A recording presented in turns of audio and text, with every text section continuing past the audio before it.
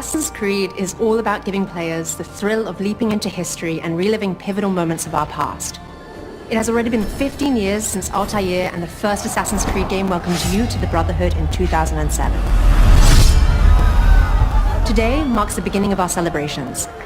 For the months to come, we prepared surprises, unexpected collaborations, rewards, community activities, and more. We want to celebrate our 15th anniversary with you and all the people that shared their passion for our franchise. Whether you want to relive your first Assassin's Creed memories, get involved in the celebrations, or learn more about the future of the brand, we'll get you covered in the months to come. Exciting news about Assassin's Creed starts now, with an update on what's to come in Assassin's Creed Valhalla. Launching Assassin's Creed Valhalla and expanding upon its story and gameplay throughout the first year has been an incredible adventure. After 2 story expansions that saw Ivor battle against a druidic cult in Ireland, and then throw themselves into the Siege of Paris and war-torn Francia, we dove into Norse mythology with our ambitious 3rd expansion, Dawn of Ragnarok. With Assassin's Creed crossover stories, we even brought back a surprise visitor from the past, who joined up with Ivor to fight a mysterious curse in the Isle of Skye. I'm glad you invited me here tonight. On top of this narrative content, since launch, we've added several free game modes and activities to the world of Assassin's Creed Valhalla. Now, for the first time in the franchise, we're offering a 2nd year of free post-launch content with our returning festivals, Mastery Challenge Pack 2, an Armory update, and new tombs to explore this fall to close the mystery behind Tombs of the Fallen. But that's not all. This summer, we're offering a unique take on Assassin's Creed gameplay.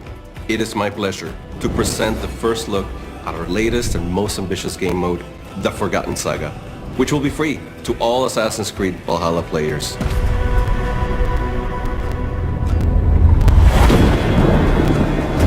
You do well to hide behind your monsters, daughter of Loki! So, you're going back to Niflheim? As many times as it takes. It is time to go to hell.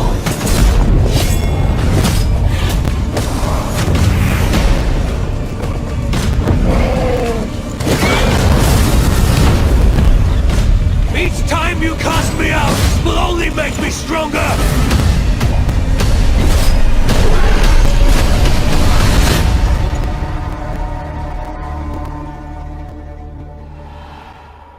We're excited for you to experience this summer a new roguelite-inspired journey into Niflheim, the spectacular realm of the dead. And stay tuned until the end of the year for one last surprise. We will reveal the last episode of Ivor's story as a free chapter for all players as well.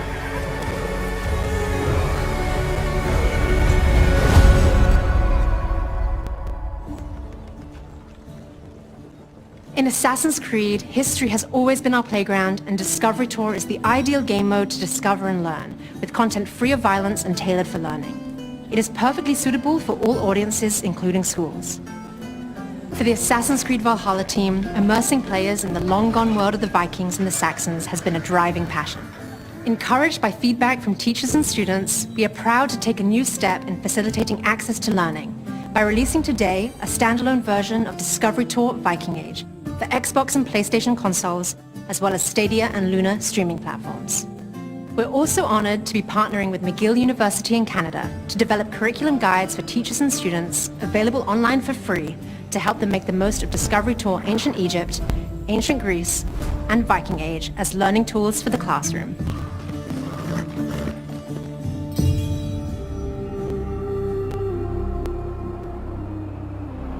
We want to celebrate our 15th anniversary with you by releasing a free title update that our community has been passionately asking for. 60 frames per second support for Assassin's Creed Origins is now available.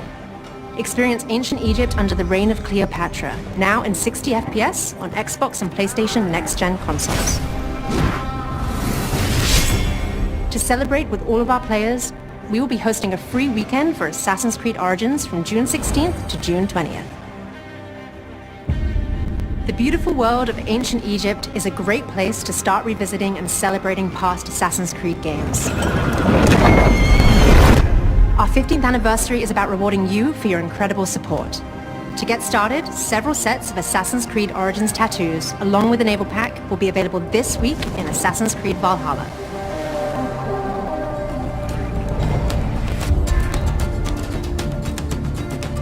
Right now, head to our anniversary website and learn more on how to get involved with the celebrations.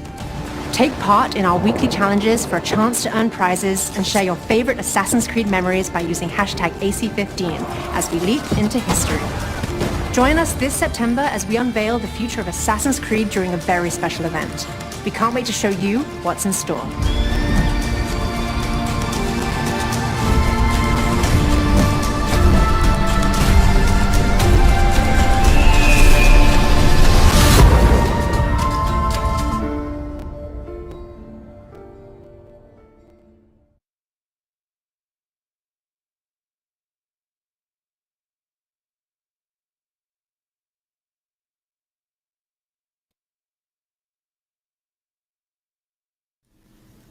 Hello everyone and welcome to the Assassin's Creed 15th anniversary celebration event. My name is Yusuf. I'll be one of your hosts today. I'm joined by my co-host Chassie Vicencio. Chassie, how are you today?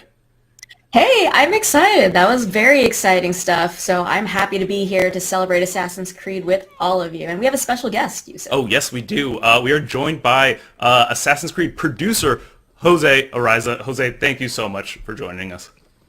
Oh, it's my pleasure. This is exciting and thrilling all at once. Yes, we are very happy to be showcasing all of the news and announcements that y'all just saw. But we're also going to be hanging out with y'all for a little bit right now and showing off the Assassin's Creed Origins 60 frames per second boost. We're playing it right now. As you can see, I am riding on the back of my camel on the way to Alexandria. Jose, this game was already beautiful, silky smooth. The 60 frames per second boost just makes it doubly more so. It feels so good to play. Yeah, for sure. I mean, it's interesting. I just reloaded it into my console. I started playing it again, and it's amazing just seeing it sort of refreshed and I don't know. There's a certain elegance to it. The desert, the grandiosity of it. It's pretty awesome to see it in 60 frames and see how beautiful it looks.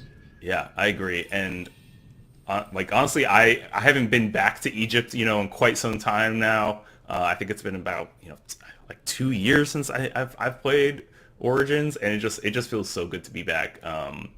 I started a new game plus here. You can see I'm already level 55. You've already played plenty of this game, so now you're jumping back into New Game Plus. Yes, exactly. As one does. Yeah, but it looks beautiful. Jose, so let's celebrate this game, celebrate Assassin's Creed.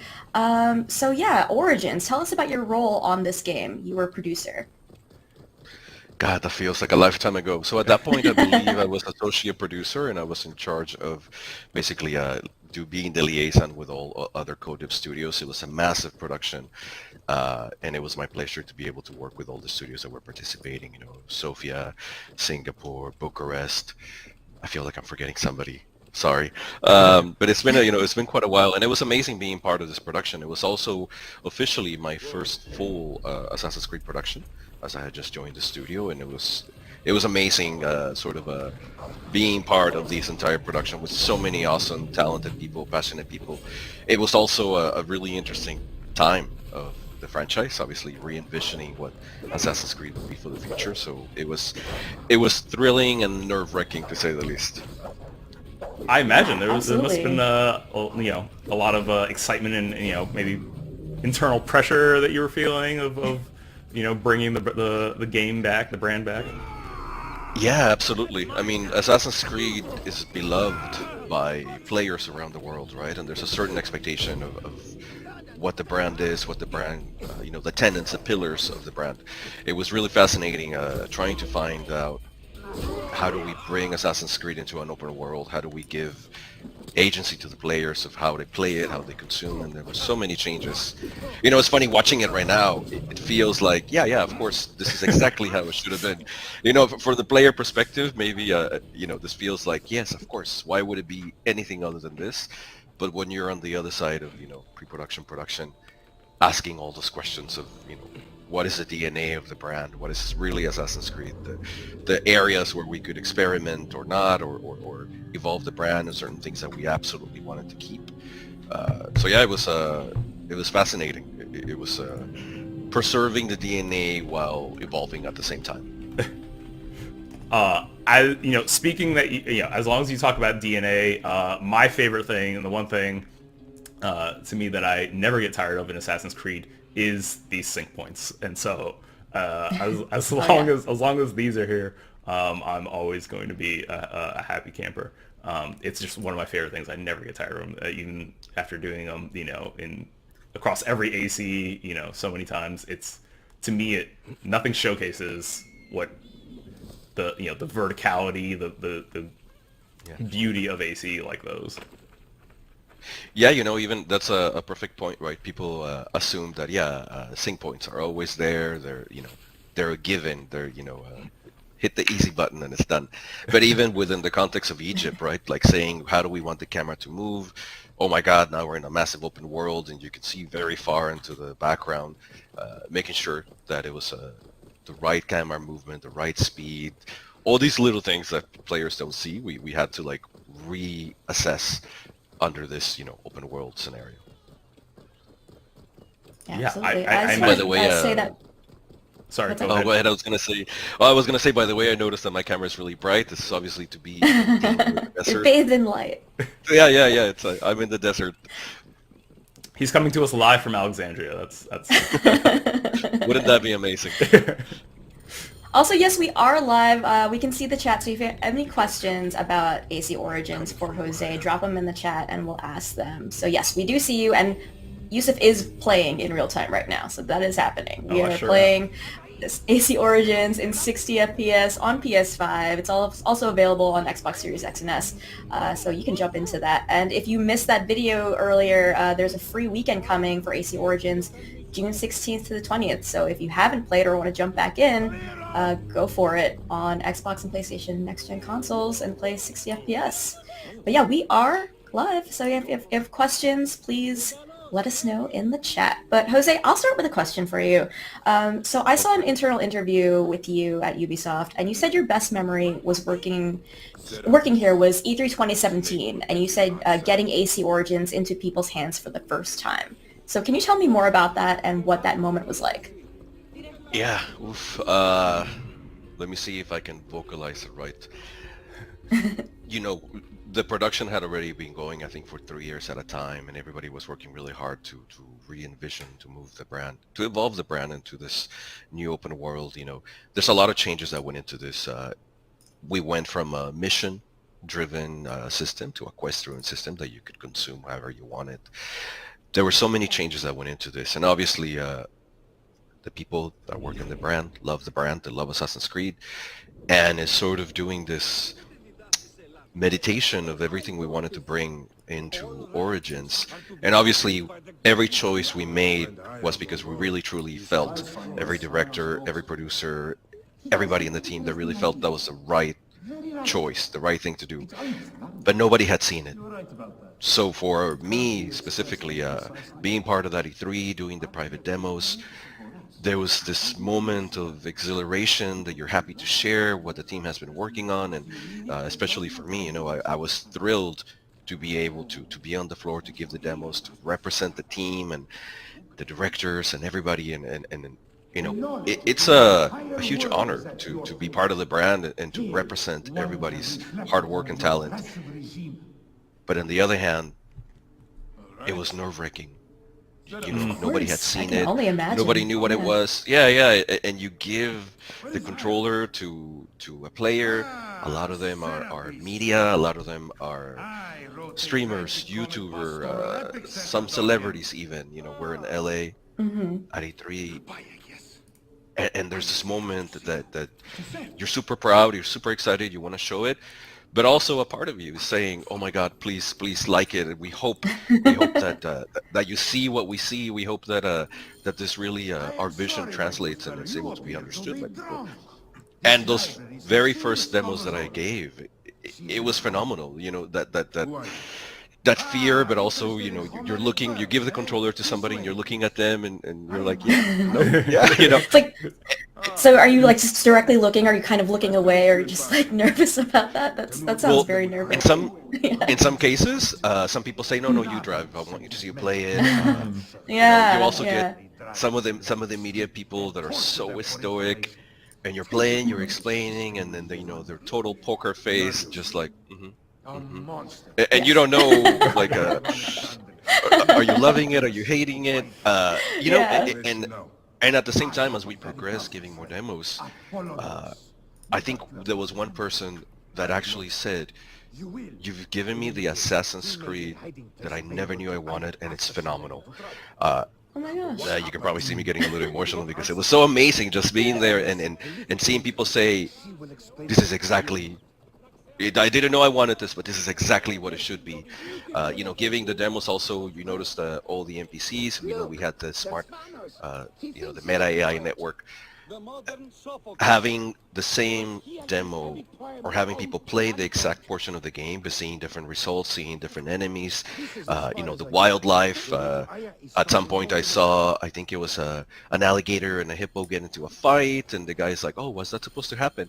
And I said, "No, honestly, I've never seen that. I don't know what events happened for those two animals to be in that location and fight." But it was super. It was nerve-wracking and it was amazing, and it was such a communal sigh of relief and saying, yes, we did deliver. Yes, people agree with our vision. We still held the pillars of the brand, the DNA, and yeah, it was I think cathartic. It was a very cathartic moment for me, and it was also my first Assassin's Creed production, right? So for me, there was also that element of I'm joining sort of at this time of change, at this nexus of change, and you're thinking, God, please, I hope it goes well. I hope that That's an exciting time to join, though. Yeah, that sounds like an ideal time. Exciting and also terrifying, right? Sure. We always do our best work, hoping that everybody will love it, hoping that everybody will be entertained. It's sort of that saying that nobody has an ugly baby, right? So it's that moment where you show people the baby and you're like, I hope people like the baby, Speaking of, I love this scene so much. It's our first introduction to Aya here. Aya's great. And like I think to me, like, it was just so cool seeing a husband and wife that were like in love and had, like, obviously, they are on a quest to avenge the death of their, son, but it was a healthy relationship, and I feel like that's something that's so rare to see in games. Yeah, and it's amazing also that you get to see the trajectory of from the past to the present, if you want to say to the future, when you meet them again in the Hidden Ones. And we were so attuned to their relationship that we felt, in the Hidden Ones we needed to acknowledge, right? They have that moment where we're sort of them saying, you know what, it's okay, we did well. Yeah. But seeing that trajectory, and it's funny because it wasn't a big speech, it wasn't melodramatic, it was just a moment where I feel, and I hope that we captured that the journey as a couple, as people, as human beings that they had, and in the end just saying, you know what, we don't need to give a big speech, we're okay, we're cool. Yeah, that's actually, it's I'm so happy you bring that up. That is one of my favorite moments in gaming, period. It's just after Bayek and Aya have been, separated at the end of, the game, and them coming back together and reuniting there for that moment. And there's a shot where they their foreheads touch and like they embrace, and like it fills my heart every time. It's super nice to hear you say that. I know the narrative team worked really hard to give value to that moment without being giving over exposition of what the player should or should not be feeling, or what Bayek and Aya should be feeling. So it was that subtlety, I think, was represented throughout the game, right? Carrying the spectrum of emotions of Bayek's quest, his motivations, Aya's motivation, the rift between them, all these little things that we want the player to be emotionally connected to. Yeah, I think it was a complete success, at least for me. That's my opinion on it. No, it's agreed. Very strong story. Just their relationship is just something you don't forget from this series. It's just so well written. We get the first hidden blade. Yeah, I'll show it. Ooh, be careful. Don't point that at your face. There you go. There you go. There you go. I will go to the palace and discover who uses the seal of the snake. It's funny too, Jose. You know, you were saying earlier, you know, you were talking about showing this game to people for the first time, and them you know saying, "Oh, this isn't," you know, I didn't realize this is what I wanted, but it's exactly what I wanted. I had a slightly similar but slightly different impression of when Origins was first announced and when we first got to play it. It was also, you know, at the very beginning of my Ubisoft journey here. But the way I don't think I've actually told you, I happen to be Egyptian. And so Origins is always the game I wanted, but never actually thought I would ever get. And then you were not the only one. Yeah, that was a top request by the fans. Yeah. Yeah, but you know, I think even more so, you know, as you're talking about the new you know quest system and how much was put into. Actually, I don't think I'm going the right way. How much was put into the culture, the time period, the setting. To me, it felt like a game that so wholeheartedly embraced Egypt and its people. You know, not only of the time, but you know the location itself, and it was everything I could have hoped for and more. And I would say because of that, it's the most important Assassin's Creed to me. That's amazing to hear. You know, and back when we were doing the press tour for Origins, one of the proudest speaking points for me was all the research that went into this, all the, you know, the working with Egyptologists, trying to absorb, and we're not just Assassin's Creed as a brand. It's not just about being in a setting and a place, but understanding, right? Honoring the magnitude of what used to be the Egyptian Empire at that point. Understanding the context, you know, understanding the significance of Cleopatra, right? That was everybody knows Cleopatra, but I don't think everybody appreciates all the nuance to her rising to power. You know, the fact that the pyramids were already ancient by the time she arrived. All this layer upon layer upon layer, and you know, we really. I was obviously one of the masses that had never really dug too deep, so we know pop culture references of Egypt. We know the pyramids exist. We know the Sphinx. We know Cleopatra. You know, we know all these things because they're sort of in the ether out there, right? But digging into this and really, at least for me, educating myself and seeing this represented in 3D on the screen with elegance, with respect, and really honoring, you know, like how magnificent it really was. So it's amazing to hear you say that, and I think that's one of the awesome things about Assassin's Creed in general, like being able to reflect and honor some of these older cultures. Absolutely, and Absolutely. you know, I know I'm not alone in this when I say that I have learned a ton about history through Assassin's Creed, going all the way back to the very first game, and I'm sure, you know, every time we play these games, we have people coming out in chat telling us, you know, that they've learned as much from AC as they have from a textbook. And I know, you know, that Discovery Tour is something that was implemented for the first time with the Origins. I was wondering if you can, you know, speak a little bit about that. And, you know, obviously Viking Age now is coming standalone to consoles as well. You know, what has that whole experience been like? I would love to answer your question, but I have a question for you first. Oh, hit me. Was there anything that you didn't know, you know, coming from Egypt, that you didn't know that you learned while playing Origins, that you were like, oh, that's surprising?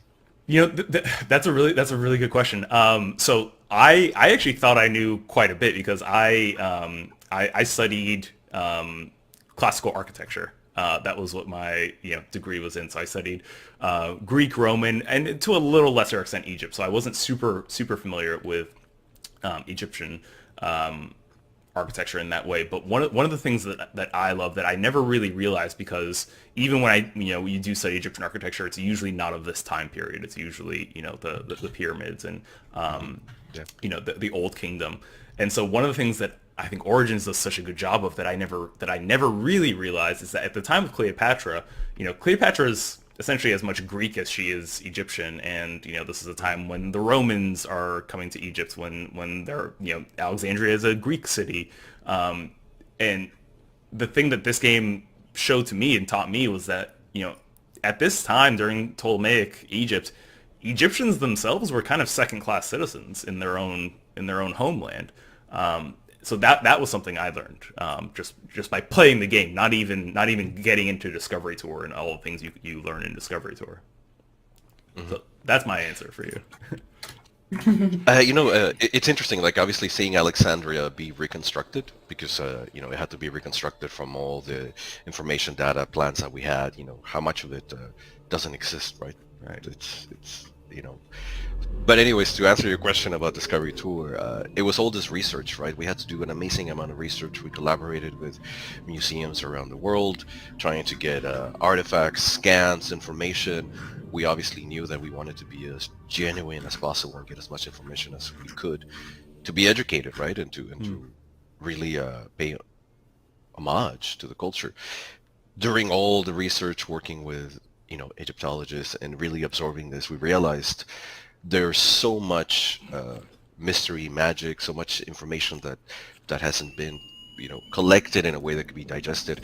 And obviously we wanted to share this information, right? It's like we wrote a thesis on Egyptology, but how do you share that without saying, wait, stop the gameplay, stop fighting that dude and listen to this story that we have to tell you. Right. And that was basically how Discovery Tour was born, saying we've learned so much, and there's so much here that is so exciting and mysterious and amazing. How do we share that? And obviously going through the thought process of, well, we want this to be accessible not just for players but also for children and schools. Okay, we need to remove the combat, we need to make it as accessible as possible, we need to highlight, we can't share everything, but how do we highlight? And you've seen even with the Discovery Tour the evolution, from Origins to now the Viking Age. We're still trying to find ways to entertain while being educational, and I know educational is not a loved word by everybody, but there's a lot of really cool stuff that you read it and like the factoid about the pyramids were already there when Cleopatra ascended to the throne, and they were already ancient. People, when I share that with people, a lot of people would say, what? Oh, I thought they were built for her, or all this like information that is not correct, that is out there in the ether, correcting it and really helping people to contextualize that this is an ancient civilization that rose to amazing heights for that period, and even the occupation, right, of the Romans. Mm-hmm. How long they coexisted together. Cleopatra ascending to the throne as a woman in after the failure of her, the other pharaohs. All this was super intriguing, and it was phenomenal to learn about and also to share with people through the Discovery Tour. Yeah, and that's another thing I think this game does a great job of too, is showing how all these cultures combined, and how their gods combined, even in their religious beliefs and cultural beliefs, all come together, and that how prevalent that was throughout history. But I love that Cleopatra fact, that Cleopatra and Bayek, lives closer to today than they did to the building of the pyramids. It's wild. Very true. I stopped here for like a real specific reason, and this is like, honestly, this is when I realized how much research and time and effort was put into this game, is when I saw these stones here in the middle of the street. And I remember tweeting this out at the time, and like, it was the closest I had ever gone to going viral at the time, when I saw these, because I was shocked. Like, these are crosswalks, y'all. Like, these are ancient crosswalks, and the reason there are these elevated stones in the middle of the street is because oftentimes in ancient cities you would just have sewage basically running through the streets, or rainwater, or whatever, what have you. But you would need elevated places for people to cross, and the reason it's not just a straight slab of of raised portion is that you still need carriages and carts to be able to pass through. So you have these, horse-drawn carriages pass through, and their wheels are meant to go in between these stone tabs, but pedestrians are meant to cross on top of them, so they're not getting their feet dirty and things like that from everything that's running in the streets.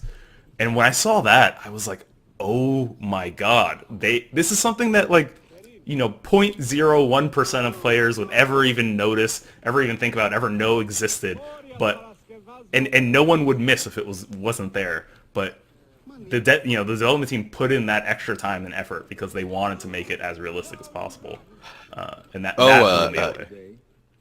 Trust me, the level of research that was put into Oranges was impressive. It's flora, fauna. Even at one point, we even had the discussion of anything that we built, any location, what is the percentage of wood that you could use? Because guess what?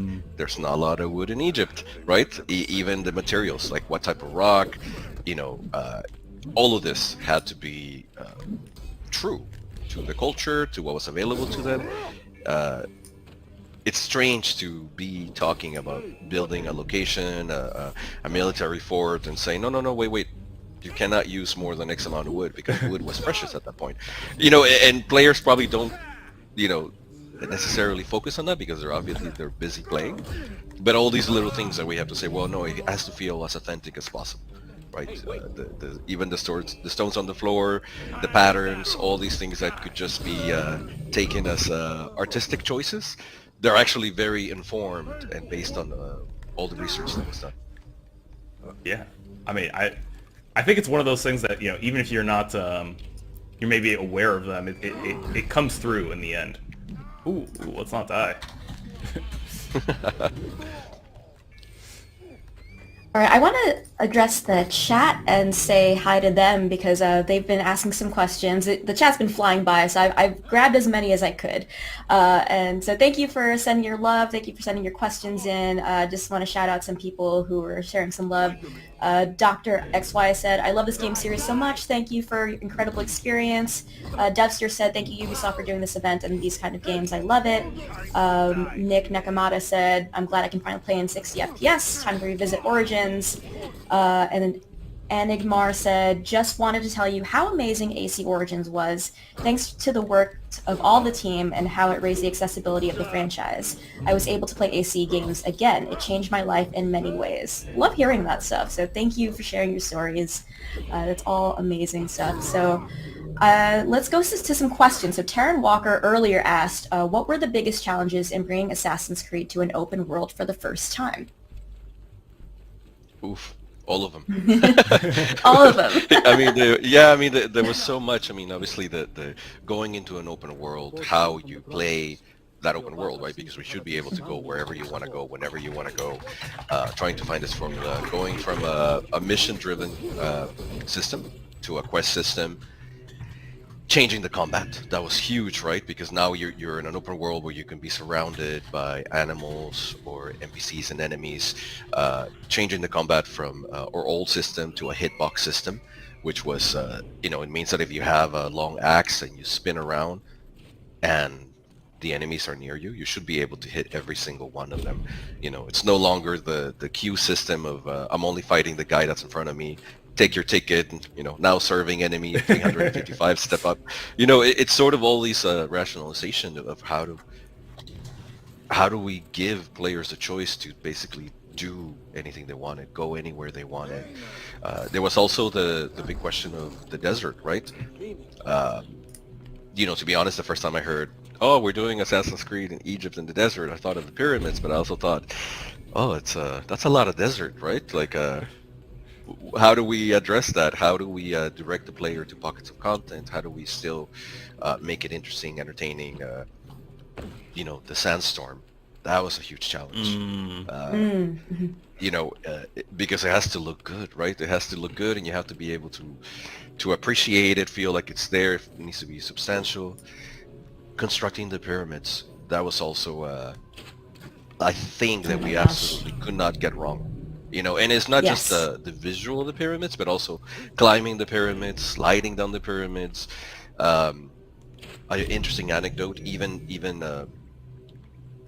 I'm sure you guys probably remember there was a slight interesting factoid after the game shipped when we sort of predicted, I forget which one of the pyramids it was. I think it was the Great Pyramid, where we sort of speculated when there should have been a chamber, and Yes, then I remember this. yeah, and then a month later, Egyptologists discovered that there was Yeah. a chamber where we predicted, because we did all the research, and we knew we had to get it right. We knew people like you, Yusuf, who are Egyptian or of Egyptian descent, we had to get it right. We couldn't just make up whatever we wanted. So it was amazing that our research led to us saying, we really feel that there should be a chamber here because structurally the way it's built. So we sort of theorized, and then I think it was a month or 2 months after the game was released, it was discovered and it was verified that indeed there was a chamber there. I think at one point players were accusing us of being Templars because we had this information, which it's the best compliment I guess that we could get. But yeah, there was a lot of it that was a challenge, and not just honoring the brand, but also honoring the Egyptian culture at that point. It was a little stressful, let's say. A little stressful, yes. Yeah, just a little bit. Yeah. Rafferty Rules Twitch said, wow, that's so cool, top tier research. And Spliff said, thank you so much for Origins. Have hundreds of happy hours with this wonderful game. Oh, glad to hear it. Thank you guys. That's awesome. And to let everyone know too, we're going to be playing for a little bit longer here, but our showcase here of the AC Origins is not going to be the end of the stream. After this, we have news coming from AC Stories. So the Assassin's Creed extended storytelling, including comics, graphic novels, manga. So stay tuned. There will be a lot more information too about further AC stories. That's right. And there's plenty more to come in the coming months, so please just stay tuned. We're celebrating AC for a long time. And then, as mentioned, if you missed the video earlier, there's a special event in September to learn more. And if you want to learn more about what you missed earlier in the stream, head to assassinscreed15.com and you'll get all your information there. But we can kind of go over some of the big highlights from what was mentioned in the first 6 minutes, Jose. And you were in that video, so we've got... Unfortunately, yes. No, it was great. So year 2 content for ACV, free to all players. That's very exciting. Tell us a little bit more about that from what you mentioned in the video. Oh my god. So second year of AC Valhalla free content. Obviously we're doing the second part. We just did the second part to Mastery Challenge, just Tombstone the Fallen, and I guess there's that little surprise, the Forgotten Saga, which is let me think of my PR training to not give any spoilers. We obviously announced that it's inspired, very roguelite inspired. We wanted to sort of explore. For those of you that are fans that have been with us in Valhalla since the beginning, you probably have heard me say in the past that we wanted to explore, right? We wanted to experiment. We invited players to come with us. And this is sort of the culmination of that exploration of saying, it's such a rich brand, and taking the historical, taking the mythological, for those ancient cultures, it's literally impossible to separate the two, right? People literally woke up and went to bed acknowledging deities and all the values that they had. I think the Forgotten Saga is the culmination of that, of us saying, let's explore, let's try something else, let's step outside of our comfort zone, let's find a way to tell this story. Obviously, for the people that are familiar with the mythology, they probably know the myth of Baldur. For the players that played Dawn of Ragnarok, they sort of know what triggered Ragnarok, having this moment to tell the story of, as a father, what would Odin do, right? To rescue your son, to get him back, to not have him live in this dishonorable death. And basically coming up with the gameplay around this moment and say, you know what, we're going to go in a different direction. It's still Assassin's Creed Valhalla. It's still, if you play the main game, you're going to play this and say, yes, I get the controls, I understand everything. But also sort of turning some of the formula upside down.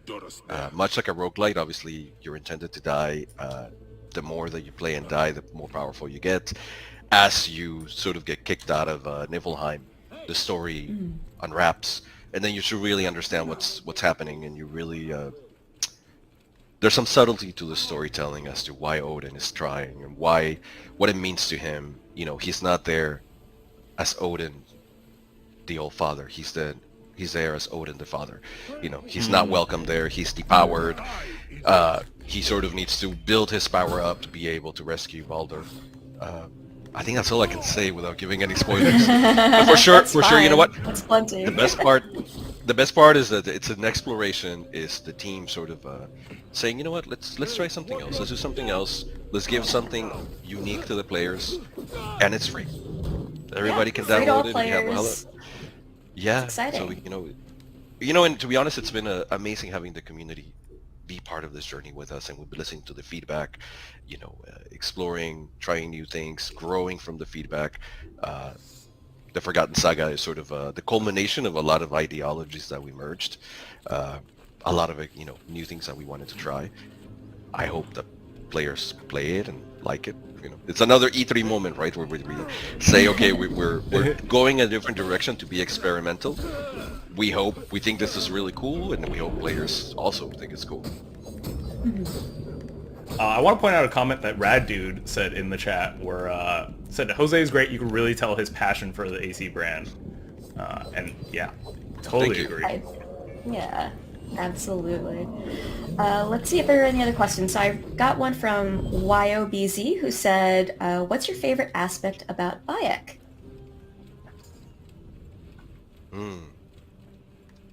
That's a tough question. I know. think. Well, you know, man, there's so many. I don't want to, you know, minimize him. I think to me, the who he is, the fact that you know, he's a Meje, he feels the duty, but it's not just a duty. It's not just a job, right? He really wants to preserve the ancient culture of Egypt, right? And it's a time of turmoil, and I think as human beings, we all have that, right? We want to stay true to our morals. We want to, you know, make sure that who we are, what we believe in, is reflected in what we do.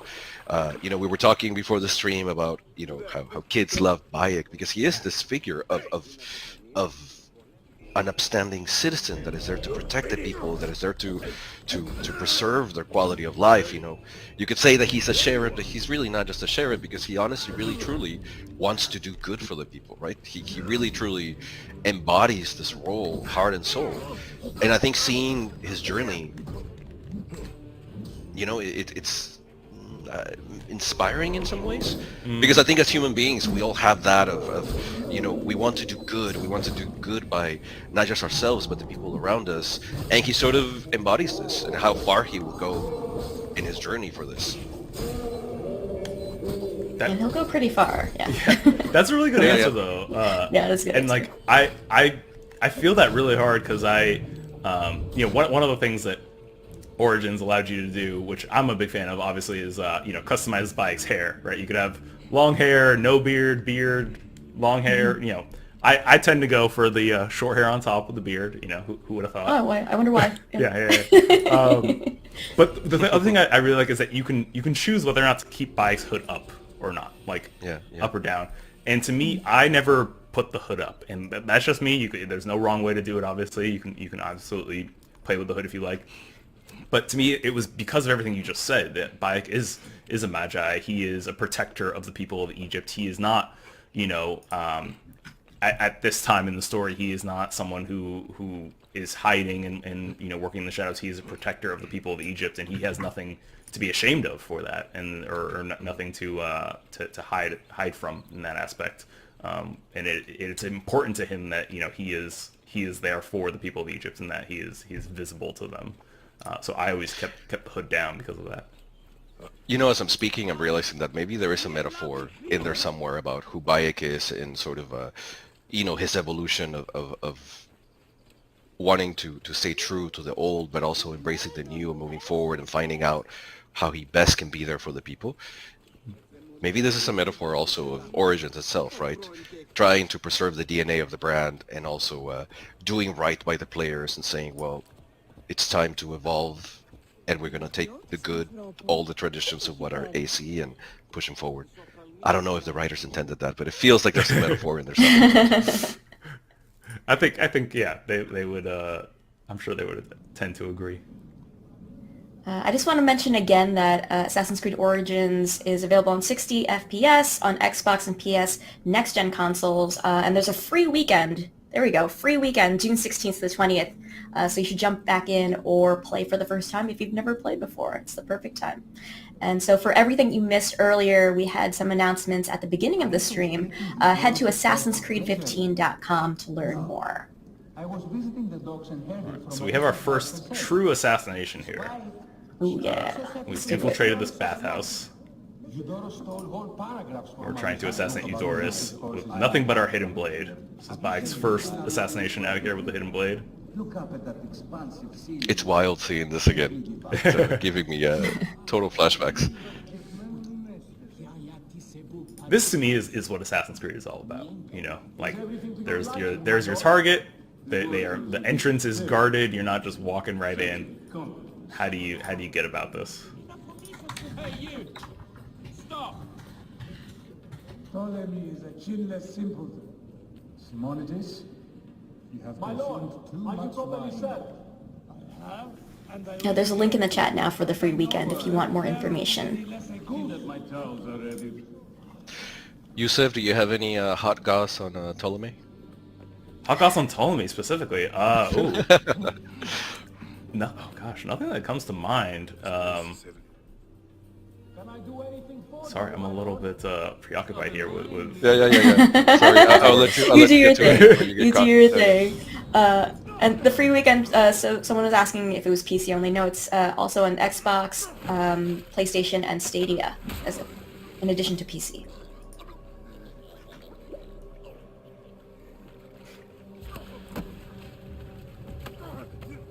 Shout out to the back hair representation, too, in this game. You know, you love to see that.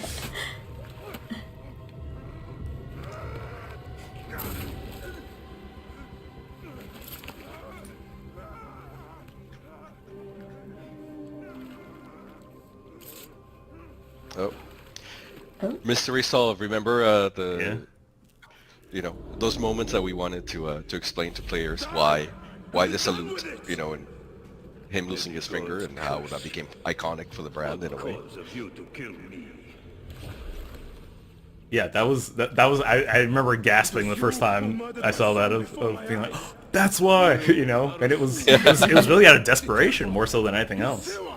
That forsaken shithole? I had nothing to do with that disaster.